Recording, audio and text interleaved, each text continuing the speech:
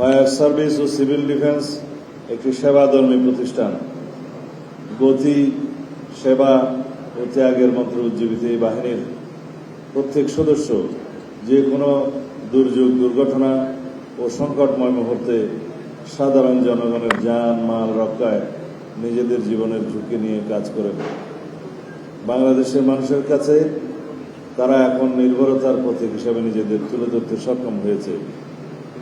বিভিন্ন অগ্নি দুর্ঘটনা সহ যে কোনো দুর্যোগে তাদের পেশাদারী মনোভাব, সাহস, ত্যাগ ও সেবামূলক কার্যক্রম জাতির আস্থা অর্জন করেছে। সকল দুর্যোগে বিপদে পড়া মানুষের পাশে প্রথম ছুটে যাওয়া স্বাধীনতা পুরস্কার প্রাপ্ত এই প্রতিষ্ঠানটি আমাদের নিকট একটি গর্বের বাহিনী হিসেবে স্বীকৃত।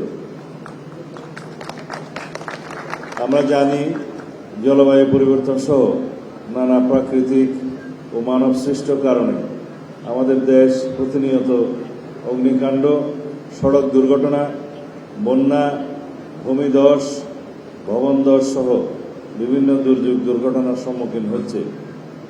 রয়েছে ভূমিকম্পের মতো ভয়াবহ দুর্যোগের আশঙ্কা। এই পরিস্থিতিতে ফায়ার সার্ভিস ও সিভিল ডিফেন্সের ভূমিকা দিন দিন আরও গুরুত্বপূর্ণ হয়ে উঠছে।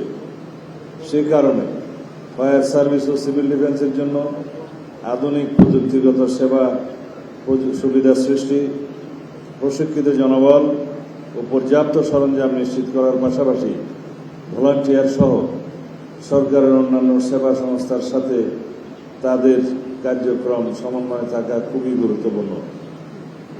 সারা দেশে 538টি ফায়ার স্টেশনের মাধ্যমে এই বাহিনী সেবা প্রদান করে যাচ্ছে, যা চাহিদার তুলনায় যথেষ্ট নয়।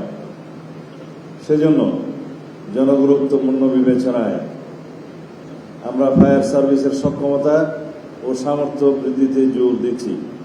ইতিমধ্যে 20টি ফায়ার স্টেশন নির্মাণ ও পুনর্নির্মাণের প্রকল্প বাস্তবায়নের কাজ চলমান রয়েছে।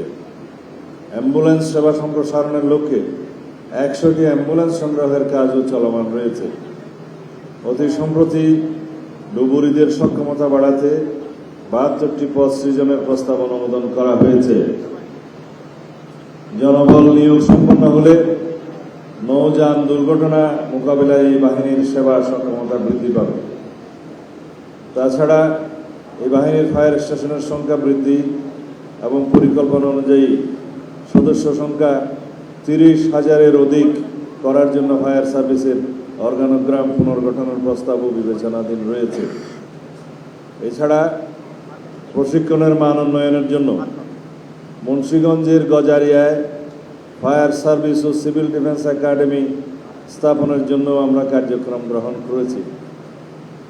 আমাদের নির্বাচনী ইশতেহারের আলোকে ইতিমধ্যে ফায়ার সার্ভিস ও সিভিল ডিফেন্সের বিভিন্ন উন্নয়ন পরিকল্পনা সাজানো হয়েছে। ফায়ার সার্ভিসের সেবা সহজীকরণ, স্বচ্ছতা ও জবাবদিহিতা নিশ্চিতকরণে অনলাইন ভিত্তিক ফায়ার লাইসেন্স প্রদানের কার্যক্রম গত মে 1 তারিখ থেকে শুরু হয়েছে। পয়লা মে 2026 তারিখ থেকে চালু করা হয়েছে। আমরা আশা করি পরিকল্পনা অনুযায়ী বাস্তবায়ন সম্ভব হলে ফায়ার সার্ভিস ও সিভিল ডিফেন্সের সক্ষমতা বহুগুণ বৃদ্ধি পাবে।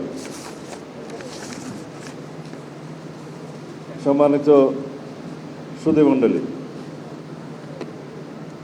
জনগুরুত্বপূর্ণ এই প্রতিষ্ঠানের সক্ষমতা বাড়ানোর সাথে সাথে ফায়ার সার্ভিসের কর্মকর্তা কর্মচারীদের সুযোগ সুবিধা বৃদ্ধি করার বিষয়েও বর্তমান সরকার সচেষ্ট রয়েছে। এই বাহিনীর সদস্যদের অন্যান্য বাহিনী ও সরকারি দপ্তরের সাথে সমন্বয় করে আপগ্রেডেশন সংক্রান্ত কিছু প্রস্তাব বিবেচনাধীন রয়েছে। এই বাহিনীর সদস্যদের আবাসনের সমস্যা দূরীকরণে কর্মকর্তা ও কর্মচারীদের জন্য ঢাকার মিরপুর ও সদরঘাটে 2টি বহুতল আবাসিক ভবন নির্মাণের প্রকল্প বাস্তবায়ন পর্যায়ে রয়েছে। মিরপুরে তাদের সদর দপ্তর ভবন নির্মাণের কাজও চলমান। এছাড়া বাহিনীর সদস্যদের বিশেষ ভাতা হিসাবে ফায়ার অ্যান্ড রেস্কিউ ভাতা এবং ফ্রেশ মানির বিষয়ে চাহিদা রয়েছে, তা আমরা ইনশাআল্লাহ পর্যালোচনা ও পরীক্ষা নিরীক্ষা করে বলব।